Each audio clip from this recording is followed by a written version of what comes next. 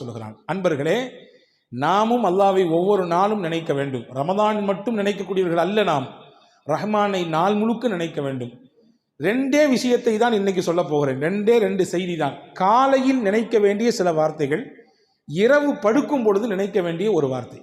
இதை மட்டும் உள்வாங்கிக் கொண்டு இங்கிருந்து இன்றைக்கு நகருவோம். இது ஒரு ரொம்ப உங்களுக்கு ஒரு பாசிட்டிவ் எனர்ஜியை கொடுக்கும் என்று நான் நம்புகிறேன். முதல் விஷயம் என்ன, இன்னைக்கு தியான கூடங்கள் நிறைய நடக்குது. பார்த்தீங்களா? வாங்க, நாங்கள் ஒரு சில சொல்லித்தரோம், இவ்வளோ ஃபீஸு கட்டுங்க, ஒரு நாள் ஃபுல்லாக உட்காருங்க என்றெல்லாம் கூட்டிகிட்டு போய் தியான கூடங்கள் நடத்தி அவர்களுடைய அந்த சில கவலைகளுக்கு, கஷ்டங்களுக்கு, நெருக்கடிகளுக்கெல்லாம் தீர்வை சொல்வதை போன்று ஒரு கட்டமைப்பு இருக்குது. ஆனால் அப்படி தியான கூடம் நமக்கு தேவையில்லை. ஒரு தனியாக ஒரு இடத்துல உட்கார்ந்து நாம் அல்லாஹ்வை கொஞ்ச நேரம் நமக்கு தெரிந்த திக்ருகளை சொன்னால் போதுமானது. மனதிற்கு தானாக நிம்மதியையும் அமைதியையும் அல்லாஹ் தந்து விடுவான். தஃப்சீர் குர்துபி என்று ஒரு நூல் இருக்குது. திருக்குர்ஆனுடைய விரிவுரைகளிலே பல விரிவுரைகள், அதிலே இது ஒன்று. அந்த விரிவுரையிலே ஒரு செய்தி இருக்கிறது. இன்னைக்கு ஓதப்பட்ட சூரா அல் கஹ்ஃபினுடைய ஒரு வசனத்திற்கு கீழே அந்த செய்தி வருகிறது. ஃபலவுலா இத்தஹல்த ஜன்னதக குல்த மாஷா அல்லாஹ் என்று துவங்கக்கூடிய அந்த வசனத்துக்கு கீழே இந்த செய்தி இடம்பெறுது. என்ன செய்தி அப்படின்னா, யார் ஒருத்தர் டெய்லி காலையில் 4 தஸ்பீஹ் செய்கிறாரோ அல்லாஹ் 4 விதமான பாதுகாப்பு அந்த மனுஷனுக்கு தருவான். நீங்கள் பார்க்குறத பார்த்தா தெரியுது, டெய்லி காலில் செய்கிறது சரிதான், ஆனால் எந்திரிச்சா தான் செய்கிறது, எந்திக்கிறதே பெரிய பாடாக இருக்க என்று நமக்கு நினைப்பு இருக்குது. ஆனால் இந்தந்த பிரச்சனைகளிலிருந்து நாம் வெளியே வர வேண்டும் என்றால் நிச்சயம் எந்திரிக்க வேண்டும், சொல்லியாக வேண்டும். 4 தஸ்பீஹ் என்னவெல்லாம் அது? முதல் விஷயம் என்ன, மனிதனுக்கு மிகப்பெரிய ஆபத்தை தரக்கூடிய வஸ்துக்களிலே ஒன்று கண்பாடு. கண் இருக்குல்ல, ஒருத்தர் பார்க்கக்கூடிய பார்வையினால் பிரச்சனை வரும். நீங்கள் சொல்லலாம், கண்ணுலாம் சும்மாங்க, அதெல்லாம் யார் நம்புவா அப்படின்னு சொல்லலாம். ஹதீஸிலே வந்திருக்கிறது, ஸஹல் இப்னு ஹனீஃப் என்று சொல்லக்கூடிய ஒரு நபி தோழர், ரொம்ப பார்க்கறதுக்கு நல்ல வசீகர தோற்றம், பார்க்க ரொம்ப அழகாக இருப்பார். அந்த தோற்ற பொலிவு அப்படியே கண்ணை கவரக்கூடிய விதத்தில் இருக்கும். அவர் ஒரு நாள் திறந்த வெளி குளியல் அறையில் நின்று குளித்து கொண்டிருந்தார். திறந்த வெளி குளியல் அறை, அந்த வழியாக ஒருத்தர் வந்தார். அவருக்கு பேர் ஆமிர் இப்னு ரபியா. அவரை பார்த்த உடனே, இந்த மாதிரி ஒரு பேரழகரை நான் உலகத்தில் பார்த்ததே இல்லையே, இம்புட்டு அழகா இருக்கிறாரு என்று அப்படி ஏங்கி சொன்னார். சொன்னி முடிச்சது தான் தாமதம். குளித்து கொண்டிருந்த அந்த ஸஹல் இப்னு ஹனீஃப் என்று அப்படி பொத்துன்னு மயக்க முடி கீழே விழுந்துட்டார். கீழே விழுந்தா மூச்சு பேச்சு இல்லை, எந்திரிக்க மாட்டேங்கிறாரு. இப்போ சுற்றி இருந்தவங்களாம் என்னென்னமோ செஞ்சு பார்க்குறாங்க, ஒன்றும் கதை நடக்கலை. நேராக தூக்கிட்டு ரசூலுல்லாஹ்ட்ட போயிட்டாங்க. யார் ரசூலுல்லாஹ், குளிச்சுட்டு இருக்க தமான கீழே விழுந்துட்டாரு, ஒன்றும் மூச்சு பேச்சு இல்லாமல் கிடக்கிறாரு, என்ன ஆச்சு ஏதாச்சுன்னு தெரியல. ரசூலுல்லாஹ் விசாரிச்சாங்க, என்ன நடந்துச்சுன்னு கேட்டாங்க. இங்கே மாதிரி அந்த சைடில் ஒருத்தர் வந்தார், அவர் பேர் ஆமிர் இப்னு ரபியா. அவர் இப்படி சொன்னார், இவருடைய அந்த அழகை பாட்டு, தோற்றத்தை பாட்டு, இப்படி அழகாக இருக்கிறாரு அப்படின்னு சொன்னார். அப்படின்னு சொன்ன உடனே ஸல்லல்லாஹு அலைஹி வஸல்லம் அங்கே நமக்கு எல்லாத்துக்கும் சேர்த்து ஒரு பாடம் சொல்லி தந்தாங்க. என்ன தெரியுமா சொன்னாங்க? மன் ரஆ ஷையன் ஃபஅஜபஹு ஃபகால மாஷா அல்லாஹ் லா குவத இல்லா பில்லாஹ். உங்களுக்கு ஏதாவது பிரமிப்பை தரக்கூடிய விஷயத்தை நீங்க பார்த்தீங்கன்னா என்ன சொல்லுங்க? மாஷா அல்லாஹ் லா குவத இல்லா பில்லாஹ், இப்படி சொல்லுங்க. இப்படி சொன்னீங்கன்னா உங்களுக்கு பிரமிப்பை தரக்கூடிய விஷயம் உங்களுக்கு நடந்தா நீங்க சொல்லுங்க.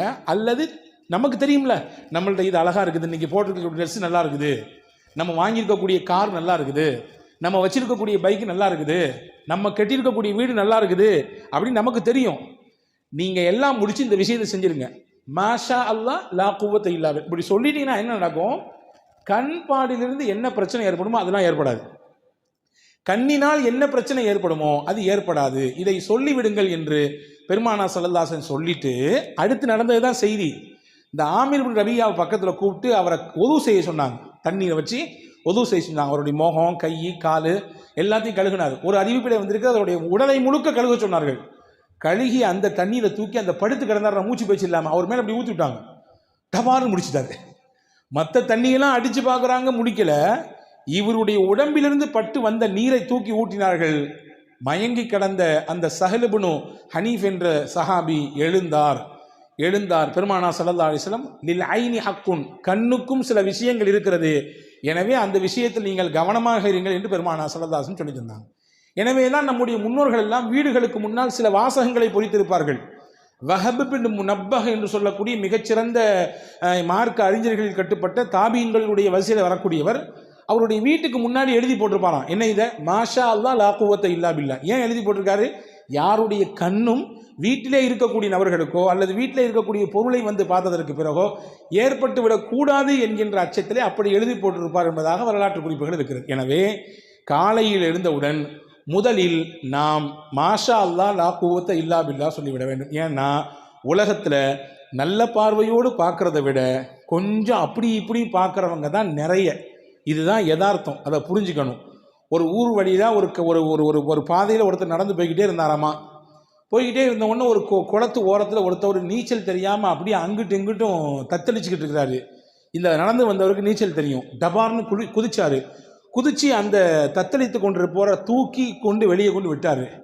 இன்னொருத்தர் அந்த வழியாக வந்தார். ஏன் இப்படி என்னாச்சு திடீர்னு தூக்கிட்டே அப்படின்னு கேட்டவுடனே அவர் சொன்னார், அந்த போர்டை பார்த்தியா, என்ன போர்டில் எழுதியிருக்கு, யாராவது இந்த குளத்திலே தவறி விழுந்து நீச்சல் தெரியாமல் தத்தளித்து கொண்டிருந்தால் அவர்களை யாராவது காப்பாற்றி விட்டால் அவருக்கு 500 ரூபாய் பரிசு, அதனால தான் செஞ்சேன் அப்படின்னாரா. இவர் வந்தவர் சொன்னார், அந்த பக்கம் ஒரு போர்டு இருக்குது, அதை பார்த்தியா, ஏன் என்னது, அங்கே எழுதிருந்துச்சு யாராவது இந்த குளத்திலே விழுந்து இறந்து விட்டால் அந்த பாடியை தூக்கி வெளியே போட்டால் அவங்களுக்கு 5000 ரூபா பரிசு. இவன் சொன்னானா, நான் முதல்ல பார்த்துருந்து அதை செஞ்சுருப்பேனே அப்படின்னானா.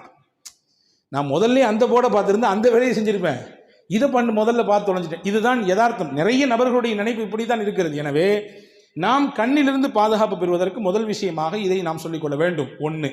2வது, ஷைத்தானுடைய தீங்கிலிருந்து பாதுகாப்பு பெறுவதற்கு பெருமானார் ஸல்லல்லாஹு அலைஹி வஸல்லம் ஒன்று கற்றுக் கொடுத்தாங்க. அதுதான் ஹஸ்புன் அல்லாஹு வ நிஅமல் வக்கீல்.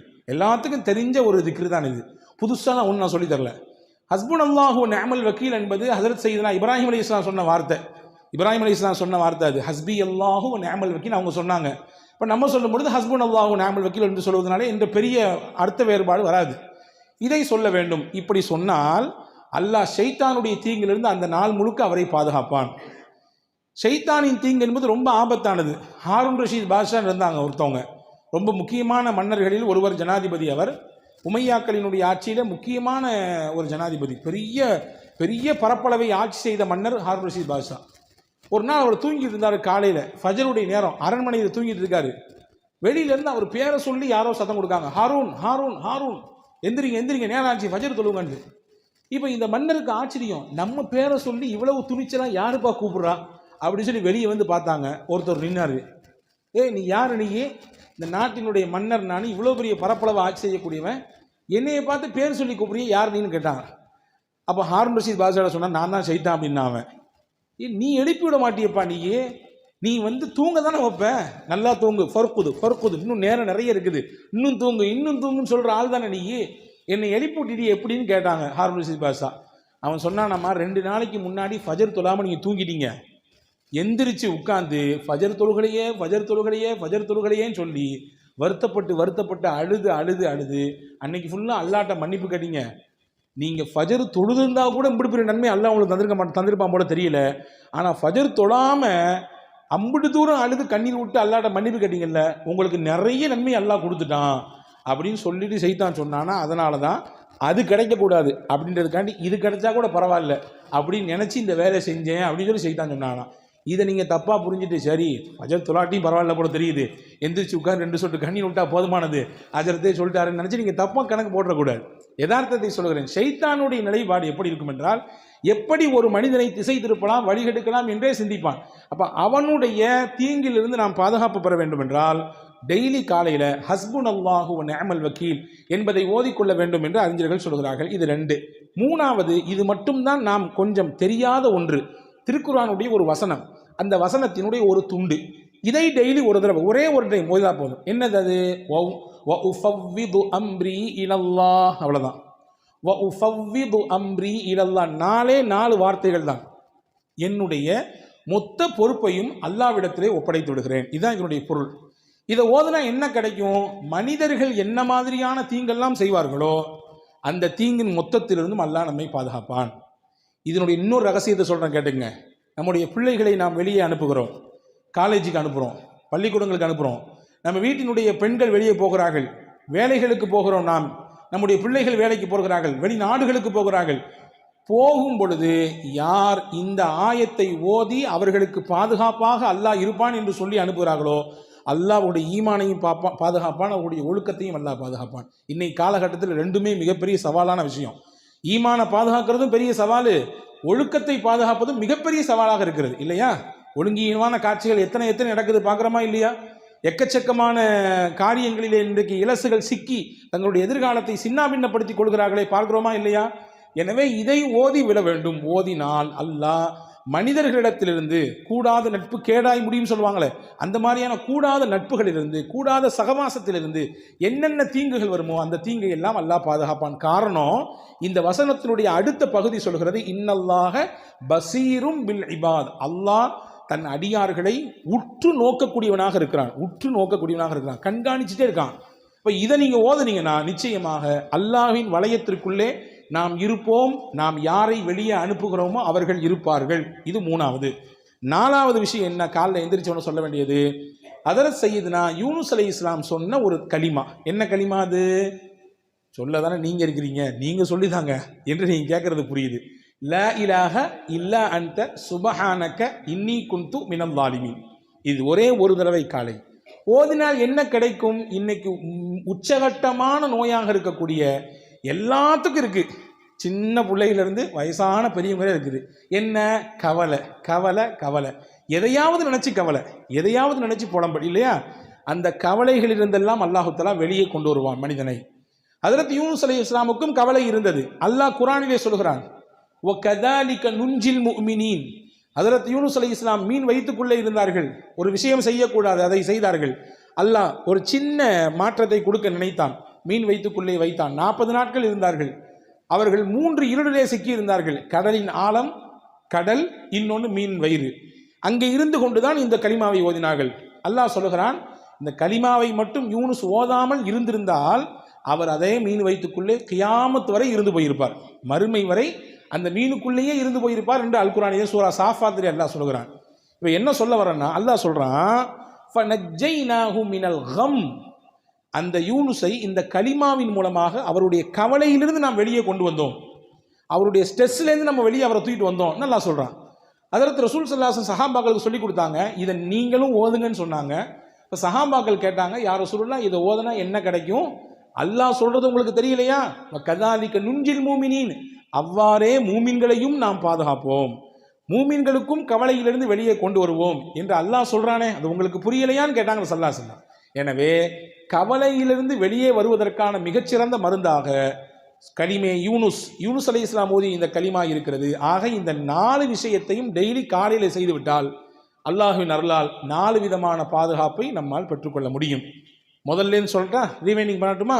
முதல் விஷயம் என்ன என்றால், கண் பாடிலிருந்து பாதுகாப்பு பெறுவதற்கு மாஷா அல்லாஹ் லா குவத்த இல்லா பில்லா, ஷைத்தான் புறத்திலிருந்து அவனுடைய கேடுகளிலிருந்து பாதுகாப்பு பெறுவதற்கு இப்ராஹிம் அலைஹிஸ்ஸலாம் ஓதிய ஹஸ்புனல்லாஹ் வ நிஅமல் வக்கீல். மூணாவது, மனிதர்களின் தீங்கிலிருந்து நமக்கு பாதுகாப்பு கிடைப்பதற்கு, நம் பிள்ளைகளின் ஒழுக்கமும் அவர்களுடைய ஈமானும் பாதுகாப்பு பெறுவதற்கு குர்ஆனினுடைய வசனமாக இருக்கிற வ உஃபவ்விது அம்ரி இலல்லாஹ்.